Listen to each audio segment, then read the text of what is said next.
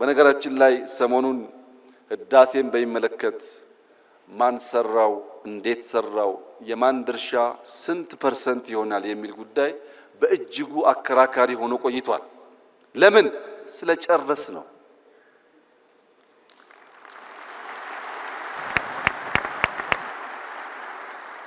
ያለቀ ነገር ፍሬ ባለቤቱ ስለሚበዛ እንጂ አሳበን ብንተወው ኖሮ አይ እነንትና አበላሹት ይባላል እንጂ አንድም ሰው አይጠጋጋም ነበር።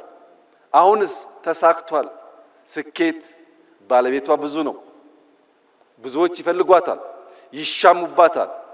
የመደመር መንግስት በእንዲህ ባለው ጊዜ የሚመርጠው መንገድ ተሳክቷል።